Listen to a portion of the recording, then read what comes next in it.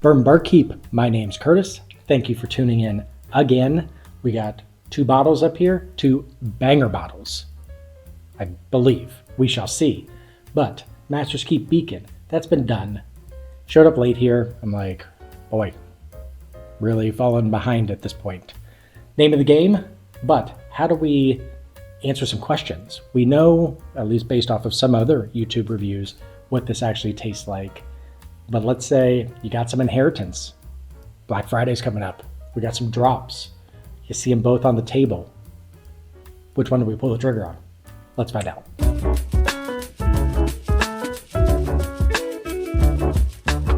Master's Keep Beacon, supposedly the last Master's Keep that they're putting out. This one has been highly sought after. Little Book Edition 2, highly sought after as well. But we got a $300 bottle and a $200 bottle. Should I have pulled the trigger on both of these? No.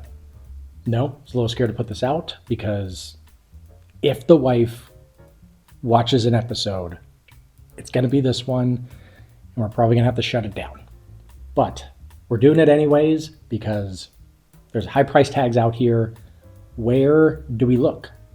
We got Infinite, Beacon. Let's do it just side by side and see which one's better. We got 2 of the best bottle presentations in the game right now, potentially. I mean, I'll hear you on a couple other ones, but these probably top 5. Let's at least go with that. Beacon coming in the sick box, the great black char looking oak barrel box. Love it. Got the magnet on there. They got the heavy copper with the wood. Love what they're doing. They got the turkey, which I guess the name. I mean, you can't put an eagle on there. That feels like it's taken, but pretty cool. Edition 2, much like Edition 1. Beautiful, sleek, Batman type bottle. Yeah, I'm a sucker for Batman. Let's do that. They do like the little sticker thing. They just slap the 2025 sticker on top of the 24. Am I curious, are they just going to keep doing it? And then it's just kind of like those license plate stickers. You just keep stacking on there and all of a sudden you're 10 deep and you're like, this thing looks like a Whopper or a Big Mac at this point. But super excited to see where should we spend our money at this point. You have a $300 price tag over here, a $200 price tag over here. You have 118 proof over here, 120-ish, 120, 120.4. Throw the point in there. 120.4 proof, so very close in proof. Now, we got a 10 and 16-year-old blend of bourbons in here. We don't know the ratios. Hopefully it's on the 16 side at that price point, but 10, 16. This guy over here, we got 22, we got 20, we got 14, 8, and 2 7s. And one of the 7s was extra fermentation time. We've done a spotlight on this. I explained that as best as I possibly could. Go look at that one. So let's get into the nosing, the tasting. We are going to try and spotlight the Master Keep Beacon. I haven't reviewed this yet, so going to try and give this one a little more love. But ultimately, you walk into some inheritance around Black Friday, a drop's coming up, and you're like, thanks, Ethel. Let's do that. I don't know. You probably didn't call her Ethel. Thanks, Nana. I will spend this wisely between one of these two. So let's see. Can you buy the better bottle for $100 less? Spec-wise, this checks a lot of boxes. Does this justify $100 more? Let's find out. Like, subscribe. Will we learn anything? I don't know. If you're lucky enough to buy both of them, and cheers to you. Let me know what you think about it, or if you agree, I guess. On the nose, Beacon, the finale of Master's Keep.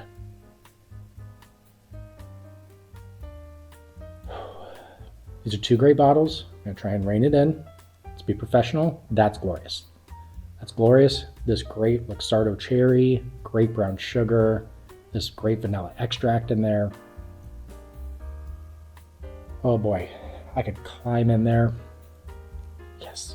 Super rich nose, exactly what you want a bottle this expensive to smell like, if you will. It does kind of have that That Luxardo cherry is on the forefront. Great rich cherry.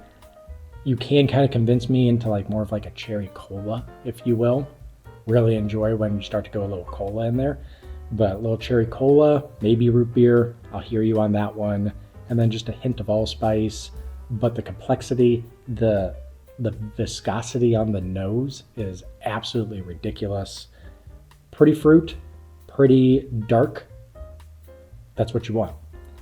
Do I go? No. We're just going to get on the palate and then we'll bounce over here back and forth. I like that idea. Here we are. Man, good for you. Goodness. Okay. Boy, that's good. It's good. Hangs on the palate. Covers the tongue completely. Love that. That rye spice does kind of pick up. First sip, we shall see if that continues.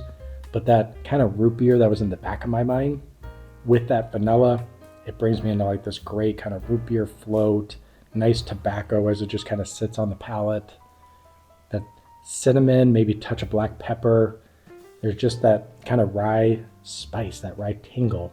Just lets you know I'm here. And I love it. That Luxardo cherry still pulls through. This great tobacco and toffee are in there. Man, that Luxardo cherry is just so good. But it's not this medicinal cherry.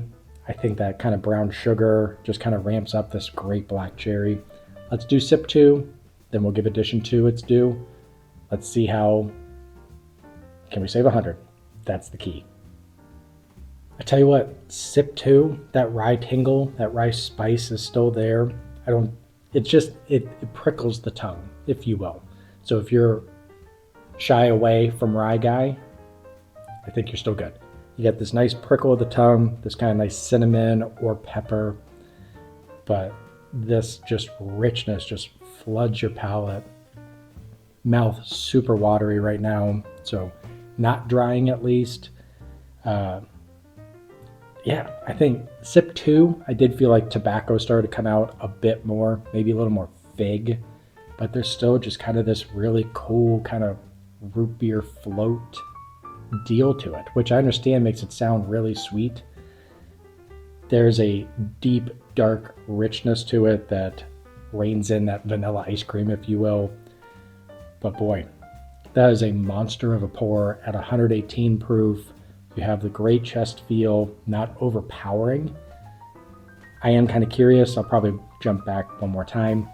But that rye spice still hung around. It was very prickly. I'm kind of here for it. Now, the $100 less bottle with older bourbon in it, two proof more. Take that for what it is. Now, granted, obviously some of this is going to be preference due to wild turkey and some of that rich cherry coming out. Addition 2, Jim Beam, a little bit of peanut on there. This has a spotlight on it, so we're not going to spend a ton of time. Let's reel this guy in on the nose. Oh, man. There's a creaminess. This goes so much creamier. Now, granted, these are going to play off of each other a bit. Maybe it'll accentuate some of the tasty notes on here, which is perfectly fine because this is a dynamite pour. Much more toffee, that great vanilla. The peanut I was actually expecting to be ramped up, and this wasn't very peanut heavy, peanut shell heavy. I believe in the spotlight it was a little more like roasted kind of circus fair peanut, if you will. Not like the Play-Doh peanuts, like the good roasted ones, the hot ones, hot nuts. Wild turkey, going into kind of that cola I was kind of mentioning, this one does seem to be a little, it has just more variety of fruit, if you will. You have that great cherry over here, super rich, loved it. This one does have a little more like apple and peach kind of going on, tucked behind this great toffee, tobacco, and just this nice creamy vanilla. Peanut slightly there. It's not peanut shell. Let's get on the palate, see if it can stack up. It's a different animal. A little more peanut, a little more of that nice roasted peanut coming out. great baking spice, a little more baking spice on this side, more cinnamon to where I was kind of bouncing back and forth on the Beacon between this like cinnamon pepper. This one, it's definitely cinnamon. That great baking spice in there.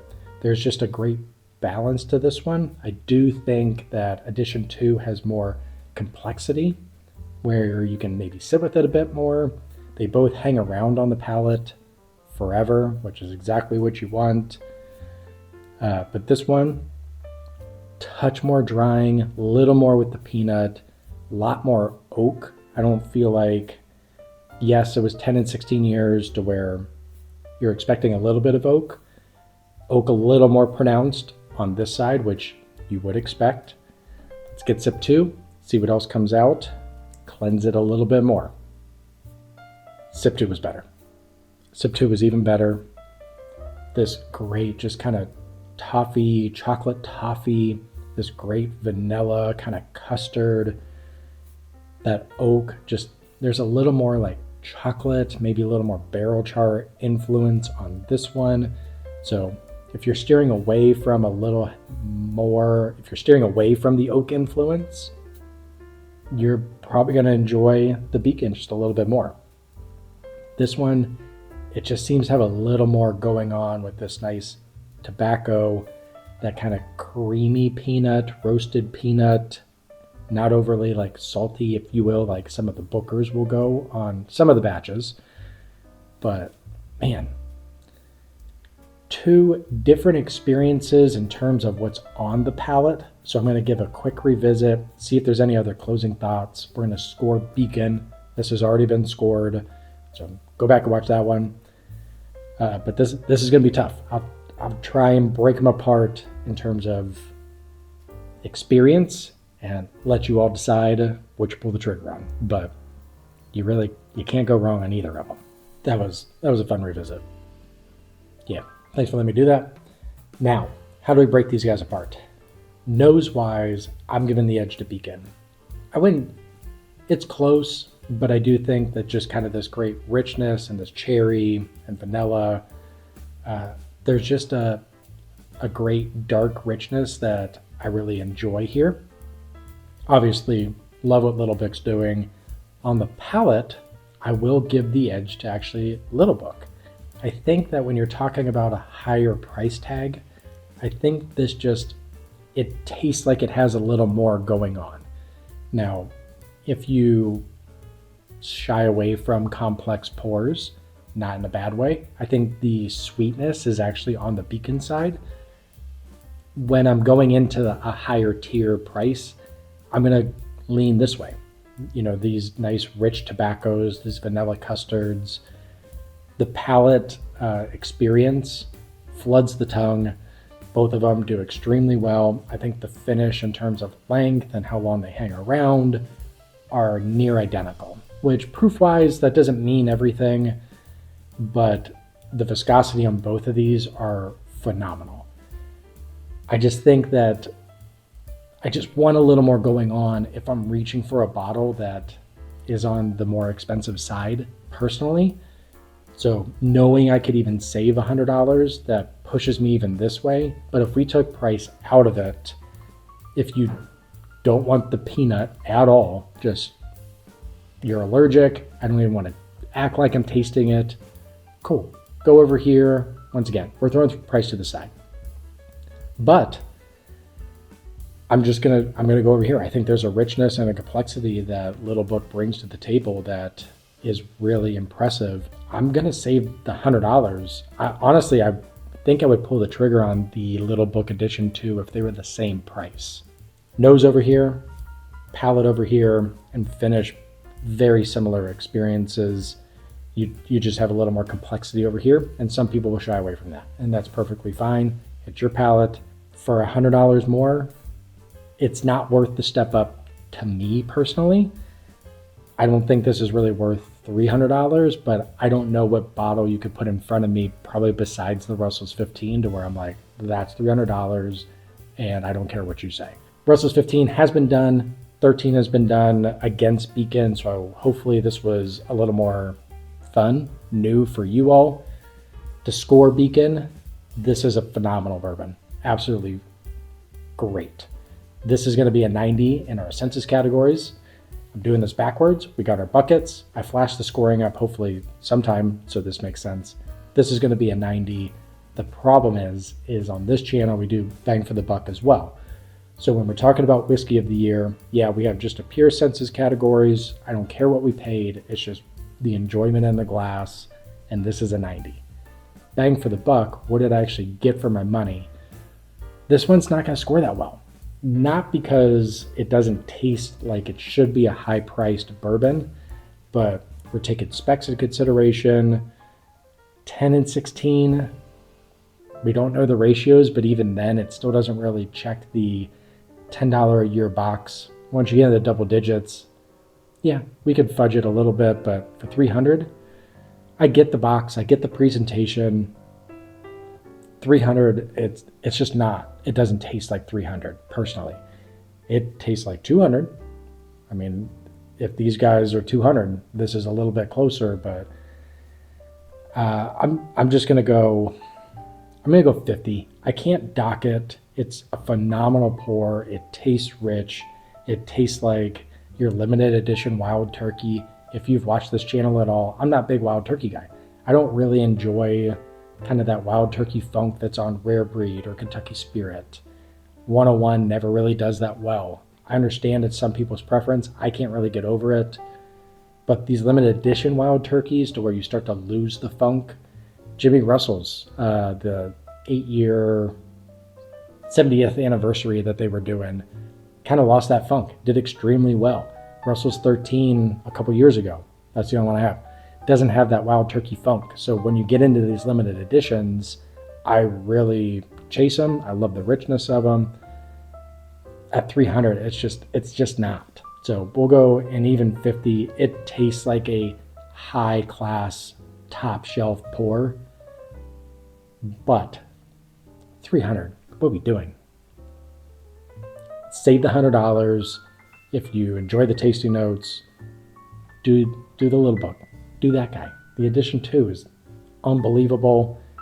Both of these pours are unbelievable. So happy I found them. Hopefully I either saved you $300 or you just like both of them. There's that life. Now I just got to figure out how to block my wife on YouTube.